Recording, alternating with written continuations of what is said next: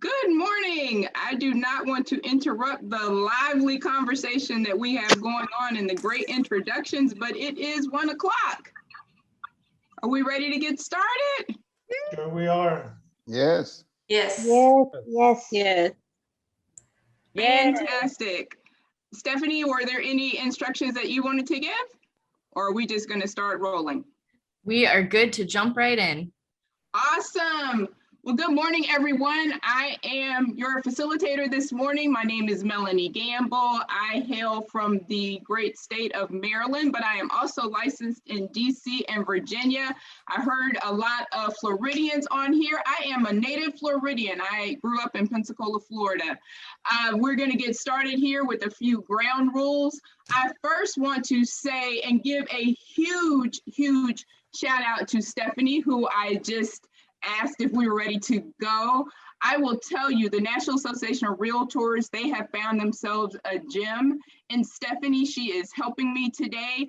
So as we go through, if you have any questions, please place them in the chat.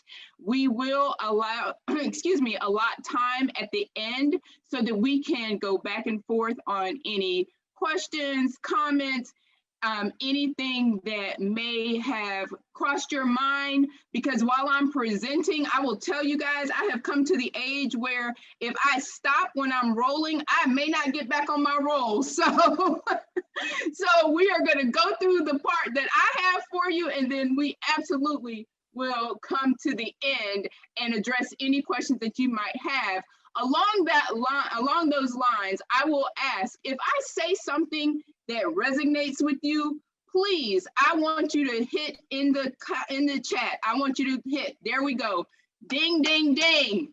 Okay, I love that, because I'm always like, ding, ding, ding, we have a winner. So if there is something that I say that it's like, oh my God, that is what I needed, please just put it in the chat for me so that I know that I am on your street this morning. Okay, thank you so much. So with that, this is what we are going to cover. We are going to cover transactional business versus relational business. We're going to cover communication. We're going to cover price versus terms, because cash isn't always king, despite what you may have heard. We're also going to talk about winning big or going home. And the last thing that we're going to talk about is owning your street. So let's jump right into, what do I mean by transactional versus relational? So in this market, we are in a hot seller's market. I don't believe anyone on this call is old enough to remember the last time we've seen a market with rates historically low and inventory historically low. It's unheard of. And so I can't say that we've experienced this before, because even with the Great Recession, the thing that was different about then is that you could actually find a house. The interest rates may not have been fixed, but you could actually find a house for your buyer. So this is historically unprecedented. And when we're talking about transactional versus relational, this is not only for your clients, but also for your colleagues. Right now, what we are seeing are listing agents who are doing their very best, but sometimes I wonder if they are in the offer collecting business or the home selling business. Because do you really need 50 offers to make a decision? And I know it's not the listing agent's decision to make. However, just like many of us deal with first-time home buyers, a lot of these people are first-time home sellers. So it is our job to educate them on what the process should look like and how it should go. And so when we are presenting and putting their house on the market, you may tell them a great timeline to expect to receive offers and how long it should take them to review offers. And so you and I both know, because I'm not talking to the people on this call. Of course, All of the bad actors are the people who are never in the room, right? All of the people that you want to hear this information, those are the ones that once this is recorded, you're going to send this recording to, because you're like, oh my God, like, where is, where is Jane when I need her? Because this is what I need her to hear. So so I'm not talking about you, and I'm going to ask also if you would please mute yourself. If you're on the call, if you will please mute yourself. I promise you, we're going to have time at the end so that we can actually talk and hear you. But what we're talking about is, how do we transact business with one another? It does not take 50 offers for a client to make a decision. Likewise, when you are dealing with as the buyer's agent, it doesn't take 50 questions to get what the information that you need from the listing agent, right? So that brings us into, and on the transactional part, for some buyers, is this the right time for you to buy? We just really need to get real. If you're finding that you continue to lose out on offers and you're doing the very, very best that your buyer can do, like there's really nothing else they can do. They're short on money, they're limited on financing options, they're limited on where they can live, they're limited on the type of housing that is going to be suitable for their family's needs, then now might not be the right time. And you know what? You're the professional, and it is okay to say to them, I know that you have FOMO, right? Fear of missing out, because the fear of loss always outweighs the hope of gain. So they have this fear of missing out on these unprecedented low interest rates that everyone keeps talking about. Everybody's talking about buying a house and they have super low interest rates. And, I don't want to miss out. My friends are buying a house. Why can't I buy a house?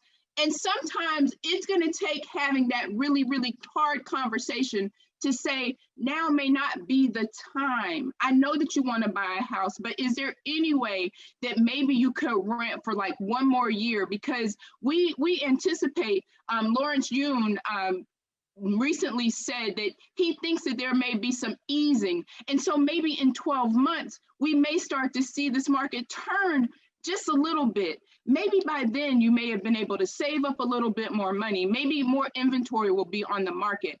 But at the end of the day, you're the one who's advising, and they will remember that. Even if they want to forge ahead, at least they'll remember, because 6 months down the road, if they decide, oh my God, why are we in this dump? Like, did we really have to buy a house? At least they'll remember, you know what? Yeah, Mary told us that maybe we should wait. Maybe we should have just waited. Maybe that wasn't the right time. So that's what I mean by transactional versus relational. Because in a relationship with someone, they feel that you're in it with them, that you're not just here to make this sale. So by, saying that to them, that lets them know, oh, she does care about me, or he does care about me. John has been trying to tell us that this is what we should do. And and again, listing agent, buyer agent, this market is going to turn, guys. So while right now being a listing agent, let me just say, being a listing agent is always the best thing to do. That's just my opinion. I'm a listing agent. However, we all work with buyers, and when the market turns and we're going to need our listings sold, like we're going to have to do more than just stick it in the MLS, then we are going to need these buyers agents. We're going to need those people who come with their buyers. And it's not a good idea to not be in relationship with those people. It's not a good idea not to be nice to those people, right? And again, I know I'm not talking to you on this call. I know I'm talking to everybody else, but we just really want to talk about, do we want a transactional business or do we want a relational business? Do we want to be known as the one-hit wonder that we'll never get referral business because we treated that client so cruddy, or we'll never co-op with that broker again because we treated the agent so cruddy that when they even see our name, they avoid us like the plague. You know, so you just want to decide what kind of agent you want to be. And I think that that's key. And then that brings us to, you can go to the next slide, please. Thank you so much.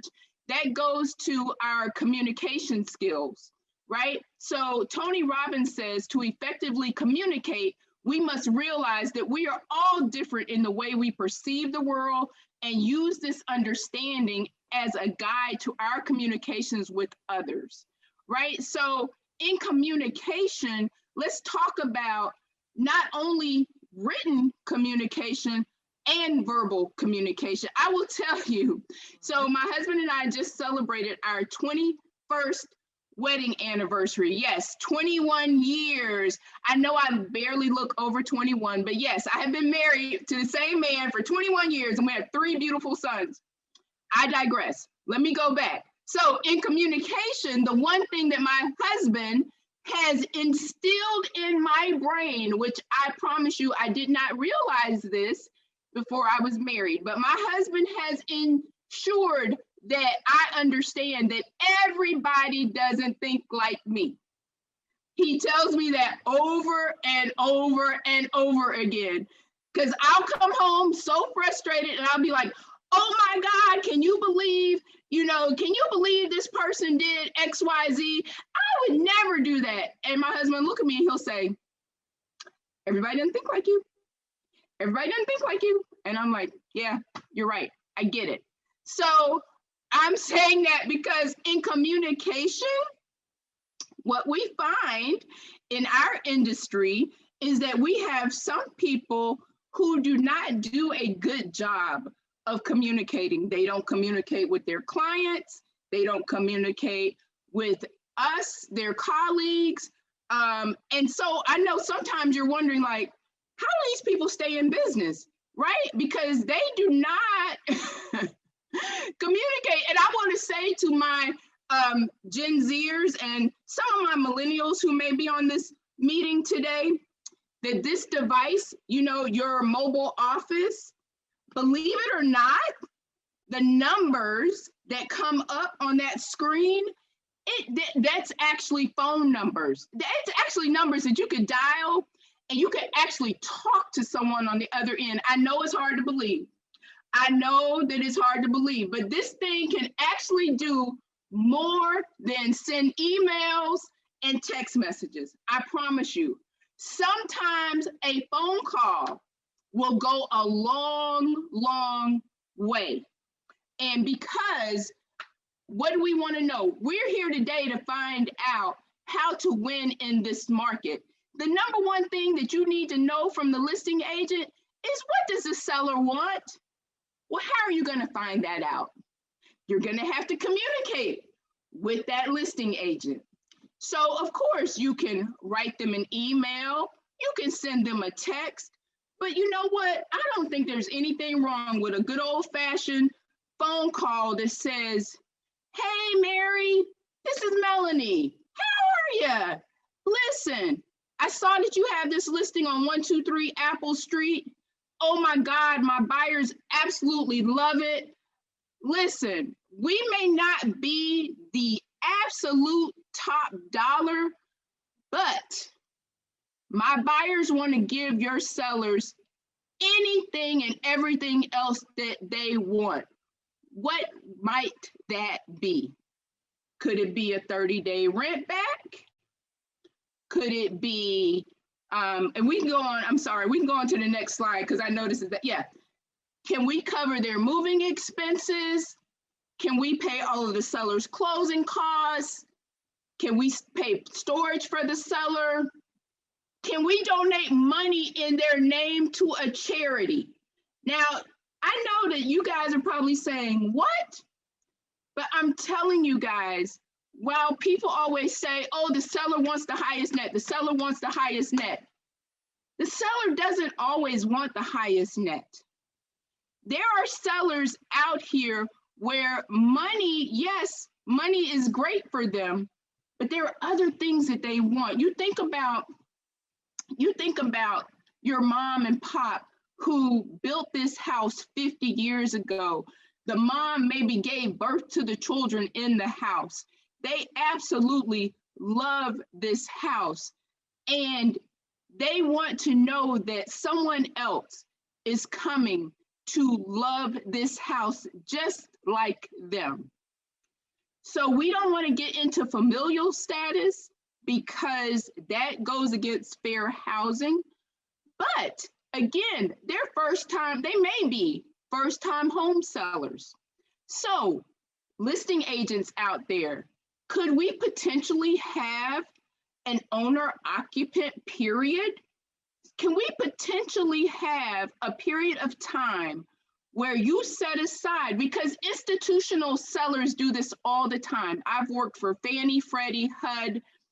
They do it all the time. If their property is insurable, 9 times out of 10, you're gonna have a window of time. It may be the first 5 days, 10 days, or 20 days that the property is listed, but a lot of institutional buyers set that time aside to say, we will only look at offers from owner occupants or nonprofits because they care about who's going to live, or not necessarily live in the home, but they do care about home ownership and stabilizing neighborhoods, right? So that's why institutional sellers do that, because they're looking at stabilizing the neighborhood. And not to say that investors do not. However, when someone is coming in and buying a home and flipping it, then you just never know what's going to happen. Or they come in, buy a home in some of these older neighborhoods and turn it into an Airbnb. Sellers don't always like that either, especially if these are their neighbors that they look at like family. They've been with them forever. They want to be protective of their neighbors as well. So you think about that from the owner-occupant standpoint versus an institutional buyer. But again, those are just things that you can throw out to your seller. At the end of the day, we know that it is the seller's home, it is their transaction, and you are the ones that are making it happen. Just like with the buyers, at the end of the day, we can give them all of the advice. We can tell them not to waive the home inspection, not to waive the appraisal, not to do the things that we are seeing in this market to win, but it seems to happen. I don't know about in your area. In my area, we have a document called Potential Adverse Consequences, where we have, when a person comes and they say, listen, I really want this house. I don't want a home inspection. I don't care about the appraisal. I'm willing to pay $100,000, $200,000. I don't know if you saw on the news, we just had a property in DC that went for $1 million over the asking price. Yeah, this is happening. So we have a form in my area that's called Potential Adverse Consequences that we have our clients sign for our risk reduction, so that we don't find ourselves, like I said, 6 months down the road when this person is like, oh my God, I can't believe you let me buy this house, or oh my God, I can't believe you let me do. It's like, oh no, I didn't. I wasn't a party to the contract. I did advise you. Those were decisions that you made, because I don't know about some of you, but if any of you went through the Great Recession like I did, you did have people coming back to you 6 months, a year down the road saying, why didn't you tell me the market was going to crash? Well, I didn't know the market was going to crash. I mean, there were indicators, but how was I supposed to know? So I get blamed for that? Yeah, no, I don't think so. So we can go on to the next slide, please. So this is what, another thing, and I know because somebody said, well, why aren't you advising people to write love letters? So we don't, I say we're in my part of the world, we have been giving strict instructions not to write, read, or deliver love letters, okay? Because they do pose a serious fair housing violation. And I know that some of you are saying, oh my God, like where I live, everybody looks the same. We all do the same thing. We're all okay. But you know what? You don't know what people really think. Like I told you, my husband has ingrained that in my brain, that everybody doesn't think like me. So you don't know what people are thinking. If you'll go to the next slide, please. Thank you. These are the ways in which federally people discriminate, and this goes against our fair housing laws. And I just want to show you guys, because I told you I'm licensed in DC. If you'll go to the next slide, please. These are the protections in the District of Columbia. The one that I absolutely love is, if you'll look at the middle column, last one, political affiliation. Yes, you cannot discriminate against someone because of their political affiliation, not in the District of Columbia. And so those are the things that, you know, you may be in another part of the country and you may have never thought about that. It may never cross your mind that someone would discriminate against someone based on their political affiliation. And while that might not be a protection in your area, but if you wrote a love letter or somebody showed up with, you know, a shirt on of their political candidate, and the person at the house happened to catch it on their Ring camera, and then they saw them walk through and they're like, oh my God, no, I'm not selling my house to them. You know, there are so many things that, so you just want to think through that. Like I said, it might not be a violation in your area. I'm specifically talking about political affiliation, but there are other things that would persuade someone. So to reduce the risk of the brokers, the National Association of Realtors, they also advise that we do not write, read, or deliver love letters. So we can go to the next slide, please. So this is something that I was saying, hi, my name is. So I'm not there yet. One of the things that I wanted to talk about, and it was on my, the topics that we're gonna cover, is win big or go home. So what I want to say to you, and I advise, is people, I'm in a lot of different discussions, and I saw somebody put something in about, oh, I am so sick of people asking for their highest and best. What do you mean highest and best? Do you think that I would write an offer and it not be my highest and best? Well, here's what we mean when we say, give us your highest and best. And for those of us who do not accept escalation clauses, I happen to be one of those listing agents. I don't accept escalation clauses. And I advise my sellers that they should ask for highest and best. Let me just give you a little secret. I don't know if you've ever thought about this, but an escalation clause, essentially, that is your highest and best. And what your client is saying, that I want to win big or go home. They're saying, I'm not gonna lose by this amount. So what I would say to you is you go to your client and say, what amount is it? Like if I came to you today, let's just say the house is $200,000, right? And it escalates to 210. If I told you you lost that house by $10,000, would that bother you? And if the person says yes, then that probably should be your offer. If they say, well, I can't go to 210. Well, guess what? You probably shouldn't be looking at houses at 200,000. If their cap is 200, I would not suggest showing houses at 200.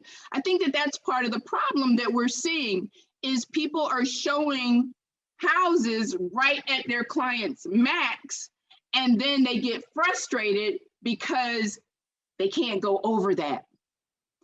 Another little secret I want to give you is for those of you who are in like that $200,000 and $300,000 price point, that's where this comes in. Hi, my name is. Because once you've identified a house in a neighborhood that your client likes and you didn't get it, guess what that does? That gives you a legitimate reason to go and knock on every door in that neighborhood. It gives you a reason to show up and say, please, if you are thinking about selling, my clients love this neighborhood, and you have like real live clients, because, and I'm saying this because those of us who've been in this business for a while, you know, people sometimes have these phantom clients, right? To get the listing, they want the listing. So it's like, oh yeah, I have somebody that's looking in this neighborhood. And then when you get the listing, they're like, well, where's your buyer? And the buyer kind of like has disappeared, you know. Anyway, you guys know what I'm talking about. But this gives you a legitimate, like, OMG, I have a buyer. Here's my prospecting opportunity. Guys, this is like gold. And this is what you can do. Another thing that you can do, there are services out there that will allow you to mine for FSBOs and expired. So for those of you who may not know, there's a service called Land Voice. There's Agent Pro 247. There is I think it's Rebo Gateway, something like that, REBO Gateway. But there are services, and you can just Google. Land Voice is the one that I use. I use them, and what they do is they send me an email like with new FSBOs on it. That's the service that I subscribe to, is for FSBOs, because you will be surprised at the amount of people, especially in this market, who are like, oh, I can do this. I can do this all by myself. I don't need a professional, you know, and I just love that, because when people say, well, you know, the market is so hot, you know, I really don't need an agent to sell my home. You know, I can just do this myself. And I say, you know, that's an excellent point. And I have a really loose tooth. You know, I probably don't need a dentist to extract it. I can do that myself, right? Except, what if my tooth is infected? Then I might need a professional. Just like with this, the market is so hot, you might take the first offer or the second offer, and I could possibly get you $20, $50, $100, $200,000 more. Why? Just by allowing your house to go on the market. So there are all different kind of ways, guys, you know, to come at this. I think I'm coming up on my time, so I want to be respectful. It is 1:28. How am I doing, Stephanie? You have a couple minutes left, and then we can do 30 minutes for Q&A and discussion. Okay, fantastic. So, and the other thing that I would say to you guys is, when I say own your street, that's the last thing that I was covering. I don't know about you. I happen to live on the street with 3 other realtors. And there's nothing worse. There is not a worse feeling to me than to come home and see another agent's sign in your neighbor's yard, right? So when you are in your community, I tell people, if you can't own your neighborhood, because I know some of us live in communities that are 500,000, you know, you might feel like I can never own this entire community, but you can own your street. Okay, you can absolutely own your street. During the pandemic, out of these three other realtors around me, I was the only one who, I promise you, I delivered toilet paper. I did a gift bag with toilet paper and a book. And what else did I put in my bag? Oh, a candle.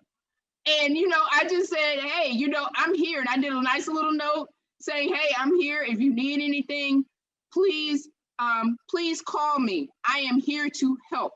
The other thing, last thing that I wanted to share, and I'm hoping that I have it right here. Yes. So the last thing that I wanted to share before I leave, and listen, guys, you can always email me if you have any questions or you want to connect after this. My email address is really simple. It's melanie@melaniegamble.com. Really simple, melanie@melaniegamble.com.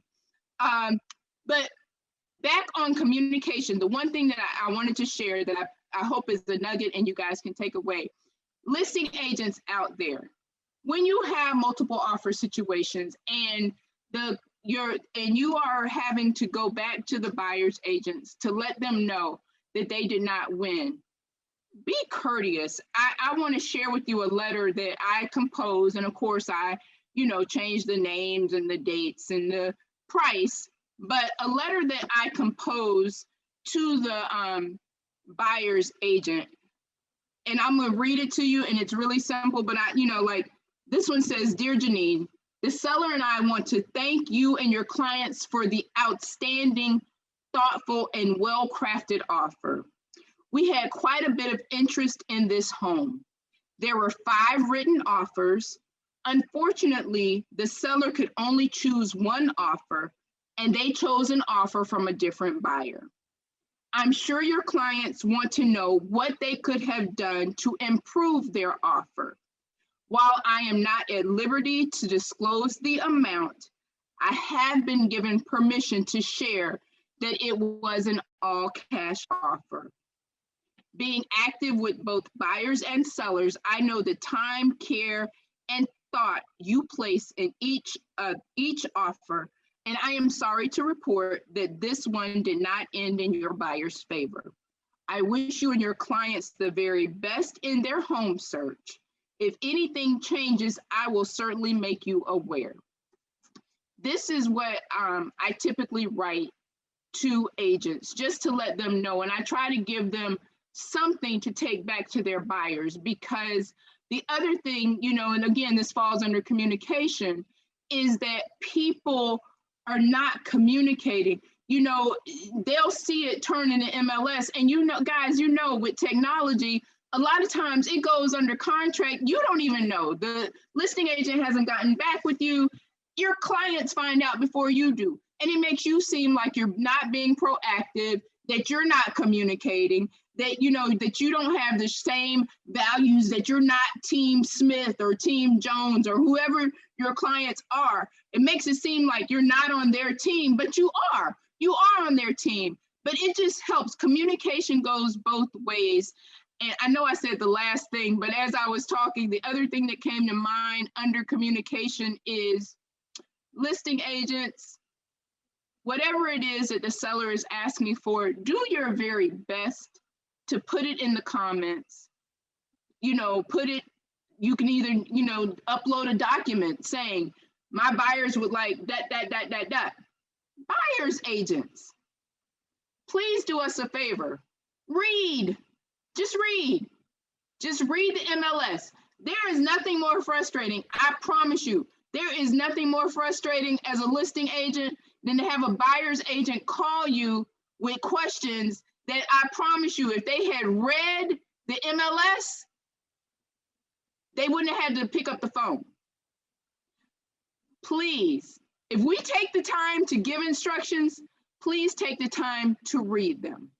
I believe that is my time for today. I am here to answer any questions, though. Thank you, Stephanie. Thank you, everyone out there. And I know Stephanie has been reviewing the chat, so we will go with the questions, or are they okay to unmute themselves, Stephanie? We did get a couple of good questions in the chat if we want to start there. And then if you have a question in the audience, if you want to raise your hand, we can call on you from there as well. So the first one, I am in a situation where my buyer wants to buy a home that is on coming soon. I contacted the seller's agent. He has 2 offers, sight unseen. We established a good report via text message, but he doesn't answer the phone. Yes. So does he answer your text, I guess would be the question, because the one thing that the one thing that is true is that you need to communicate with people in the way that they are most comfortable communicating. Some people, they only text. So if he's answering your text, I would do the best to continue to just text with him. You know, that's one of the things I'm sure that when you start working with a client, I know I do, that's the first thing I ask them. What is your preferred method of communication? Do you like to text? Do you like to email? Do you like to talk on the phone? Do you like to, Skype? Like, what is it? So if that is their preferred method, let's roll with it. Great. And then the other one we received is, as a seller's broker and representing a motivated but not distressed seller, what could be the advantages of not accepting backup offers? So the advantage of not accepting a backup offer is you may get something that's higher the second time if you need to go back on the market. So the way the market has been, I mean, if you think about it from January to now, some markets have seen, a 2 to 3% increase in the sales price. So it just really depends on, it really depends on your seller and their desire. Like, there's this whole thing about time versus money. So when I talk about, cash isn't always king, like the bottom line isn't always what is most important to the seller. It could be that the seller needs to move, they need to do a rent back, they need storage. I mean, they could have a laundry list of things that they need. And if you can fulfill those things and they get a reasonable price on their home, they're happy, they're good.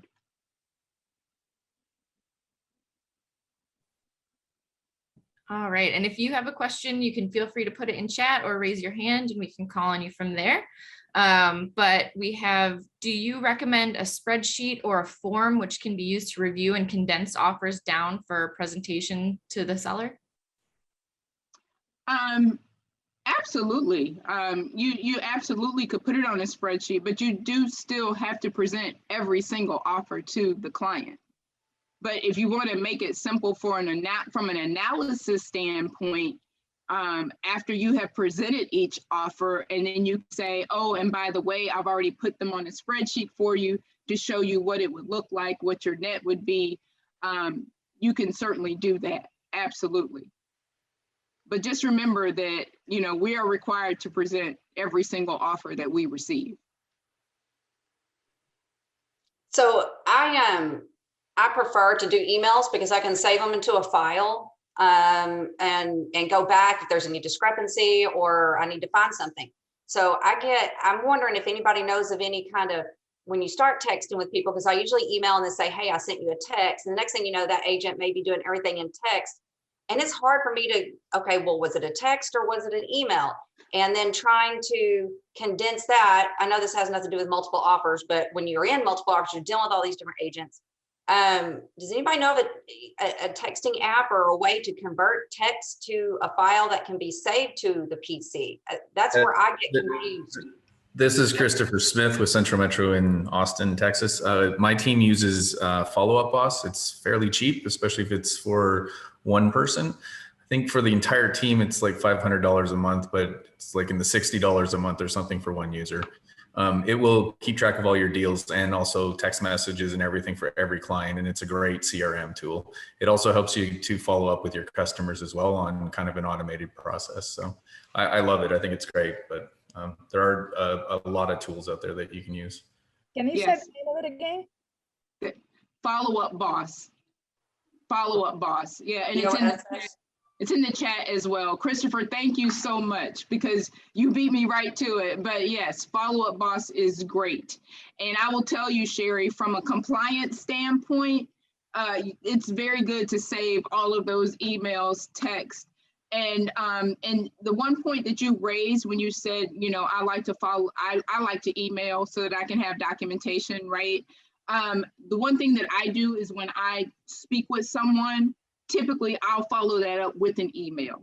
Yes, ma'am. So, just so that we have documentation. So I'll just simply, after we've had a conversation, let's say you and I were talking, Sherry, about 123 Apple Street, and, we've come to some agreement, I might just follow up and say, hey, Sherry, pursuant to our conversation regarding 123 Apple Street, I just wanted to confirm that, yes, my sellers are looking to settle at ABC Title, and they would like a settlement date of August the 5th. And they absolutely would welcome a 30-day rent back at no cost. So that way, even though, you and I have communicated verbally, but as well as I do, in between the time you and I talk, Sherry, Stephanie could have called me, Bonnie could have called me, 50 other people could have called me, and I may have gotten it mixed up. So it's always good to follow that up with an email right away. Yep. Any other questions? I know, Stephanie, Melanie. I know that there was, Hi, Hi. it's Kimberly Daly. Hi, I'm in Atlanta. This is a wonderful class. I appreciate it. Thank you.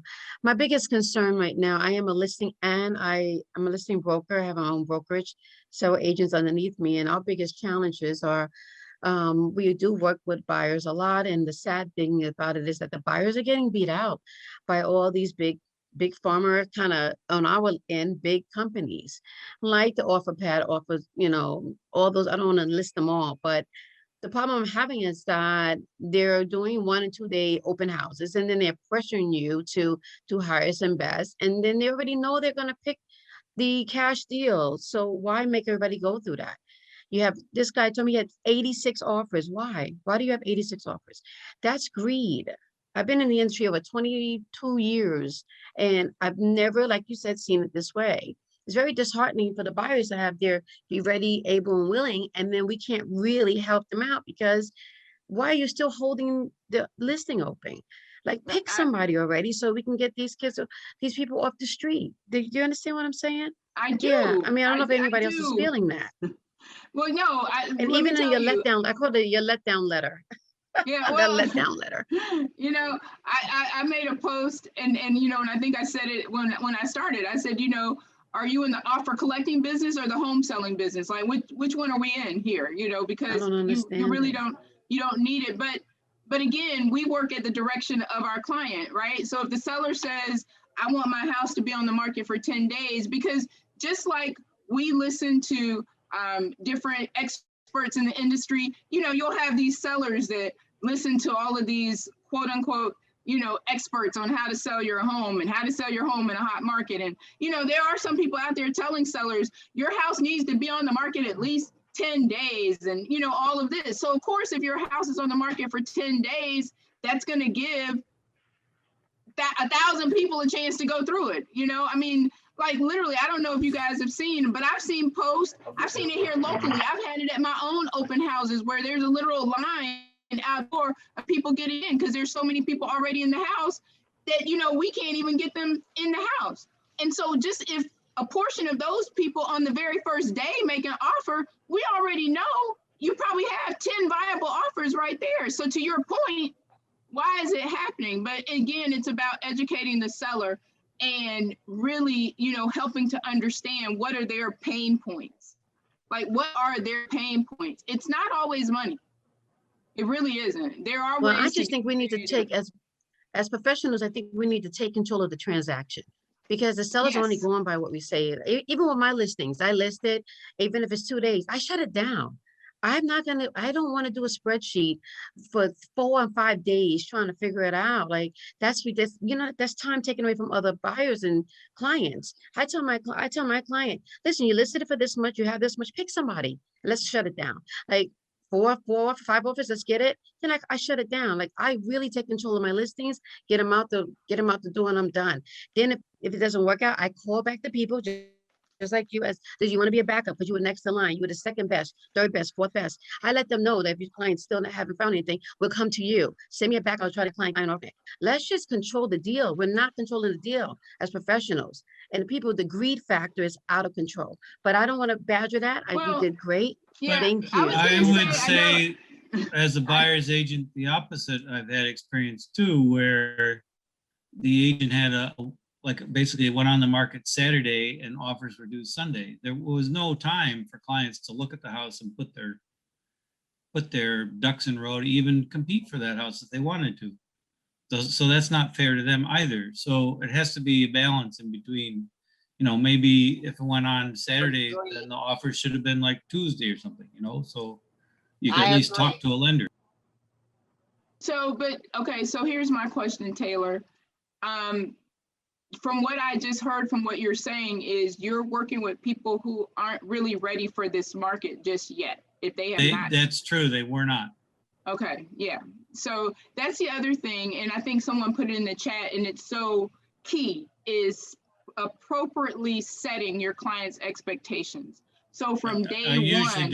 I usually do. For Oh, that buyer, yeah. I believe, I already know, Taylor. I already know that you tell them from day one, look, we're not in the market to be playing around. Like, we got to be ready to pull the trigger. And so that's the thing. One of the things that I ask my buyers when we're going out, like, if we see a home today, are you ready, willing, and able today? Because unfortunately, if you're not, we need to wait until you are. Because I guarantee you the house that you want to go see today, if you're not ready to write today, we're not going to have it tomorrow. Yeah, we're not going to have it tomorrow. So we have to act today. So if you're not ready today, then we need to pause until you're ready. Because I don't want to break your heart. This is Rosalind and right outside of Charlotte. And a problem I'm running into is people don't understand that contingencies are like totally awful in this market. They want to write offers with contingencies. Oh, well, if we sell our house, we won't have anywhere to go. Hey, that's for you to work out. But I mean, you know, sellers frown on that. And for some reason, buyers just aren't getting it. What can we do to help them understand, hey, if you've got a contingency, it's dead on arrival. They're not even looking at that. You're referring to a home sale contingency? You're referring to a home sale contingency, Rosalind? So I'm going to assume, because she mentioned about them, you know, not having somewhere to go, that she's referring to a home sale contingency. And I will say that, again, this is back to us being the professionals and letting them know this is the market that we're in today. This is how it will happen. Are you in a position to put an offer on a house? Can you afford your current place and buy a new place? If you cannot, then we are either going to need to list your house and get under contract, or you're going to need to list your house, ask for a rent back, or be prepared to go into an apartment. But to your point, Rosalind, most sellers are not willing to entertain a home sale contingency unless, I mean, and of course, here's the other thing, guys, believe it or not, there are homes that sit on the market, even in today's market. They're quirky, you know, they may be like not, you know, not in the hottest neighborhood that's going today. And, you know, it may be, you know, something wrong with it, whatever it may be. There are houses that are still sitting. And so sometimes if your buyers can work it out, those sellers may be willing to entertain a home sale contingency, because I have seen some homes, even in my area, which is one of the hottest in the country, homes that have been on the market 30 and 40 days. And which is, you know, under normal circumstances, you're like, oh, that's normal. But under this market, it's like, oh, 40 days, what's wrong with it? So. And we have, oh, sorry, Dennis Scott, if you want to go, since you're raising your hand, and then Mary, you can jump right in after he's done. Okay, thanks. Yeah, so I just wanted to add on to the conversation about setting expectations for your clients. You know, oh, and by the way, Melanie, I'm originally from Southeast Washington, D.C., born and raised. Okay. Out here in Santa Cruz, California. But, you know, I just want to say— all the referrals. Yeah. So I just want to say that, you know, when you're getting your clients, setting their expectations are very, very important. You know, you want to be relational and not transactional. And being relational is just letting them know as if you were speaking to your family, like, hey, these are the things that we need to get done to have you win in this market realistically. Otherwise, like how you said, we need to take a little bit more time to get you ready. And there's no problem in, you know, letting a client know that, you know, and putting that little bit of fear in them to let them know, like, hey, we can't mess around when we go and make offers. Are you ready? Have you spoken with the lender? Have you done these things? How's your credit? So that's all I had to say. All right. Well, thank you. Thank you for adding in. My question is, can you hear me? I just lost everything. Yes, we can hear you. Okay, good. Oh, there you are. Hi. My question is about waiving the inspection contingency. We're in a market where offers are put in with no contingencies except possibly for financing. And what's your opinion on that? Is it, you know that if you put in a contingency for an inspection, the offer is going to be set aside. So how do you handle that? So we have what we call a potential adverse consequences form. Okay. Yeah. So for our clients who are okay with waiving the inspection, we do that. And also, I don't know if you have considered in your area, but sometimes if you're waiving the home inspection, putting in a home warranty or encouraging your buyers to buy a home warranty as well. And then the other thing is, I don't know in your area if you have an as-is addendum with the right to an inspection. So you're stating to the seller, look, I'm buying your home as is, but I do want to just check it out so that I can budget for any needed repairs. So I would encourage you, like, if you have something like that, I do that all day long. Like, and I make sure that I articulate that to the listing agent that, look, my clients, I promise you, they're not looking to do anything. They're not going to ask for anything. We're not playing those games. But for budgetary reasons, they do want to at least just do a little inspection, just a quick peek. That's all. I have a question, please. Yes. How are you? Good. How are you? Good. I would like to know if there's any DocuSign program which also has a follow-up boss, situation along with it. So I only need to enroll in one program. So follow-up boss is more of a CMA and transaction a management tool. The color was a little light last time. Uh-oh. Sorry.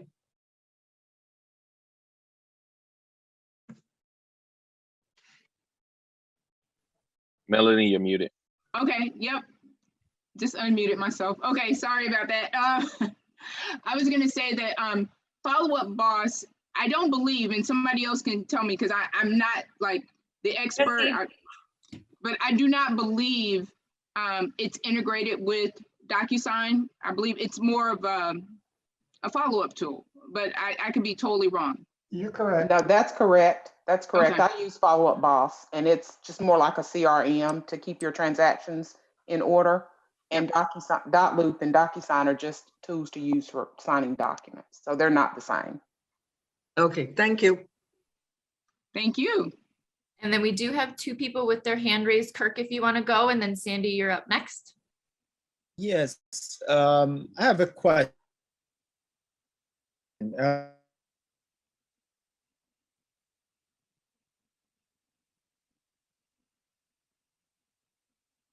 Sometimes you get the feeling that agents are not really presenting your offer. Do you think they should implement that mandatory that all offers presented should be signed or document by the homeowner seller saying that they received it, acknowledging? Well, that's something that I implemented years and years and years ago, Kurt. Back in 2004, I came up with a document. It was really just a cover sheet that said, if the offer was presented or not. And I mean, and what the outcome was. And I would have my client sign it. But we are the National Association of Realtors. We have a code of ethics. you know, Article 1, we're to treat everybody honestly. So, you know, and I know what you're thinking, Kirk, that like, you know, but I mean, that's what we have to rely on. We have to rely on the fact that we are professionals, we are realtors.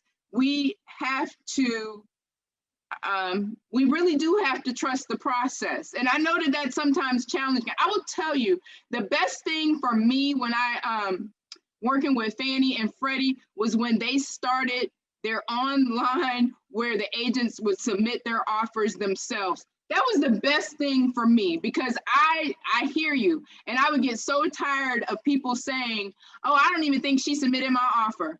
It's like, oh, guess what? Now you get to submit your own offer and you can see what I've been telling you, that it's still not accepted by the bank because you wrote a horrible offer. But that's another story. I had a listing that had over 40 offers, and to find out, clients were calling me, other agents' clients were calling me, trying to do the list, trying for me to do that. And I had to actually step away from it and said, I'm not representing any buyers because it was getting, I could see getting messy. So I just walked away from the buyer's side. Right. Yeah, yep. And you know, there are also tools out there, guys, that will allow for listing agents to have their listings go to a repository. So I use something called offerrunway.com. And so all of my offers go into Offer Runway. And you can, in Offer Runway, you can actually check a box that says that I will allow people to see how many offers that I've received. And it will allow you, and then also it will allow for me to have the sellers have the offers emailed to the sellers as soon as they come in.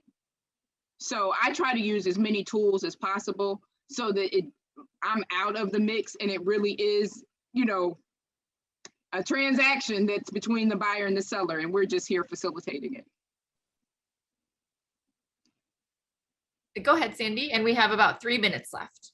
Something I've been hearing about recently from other agents, and thank goodness it hasn't happened with me yet, is a situation where a buyer comes in way above asking price, no contingencies, no appraisal, nothing.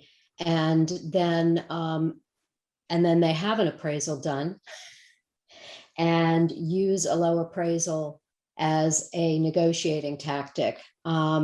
I know that we have limits on how we can control buyers' behaviors, but I would hope that no realtor is using that as a planned negotiation tactic.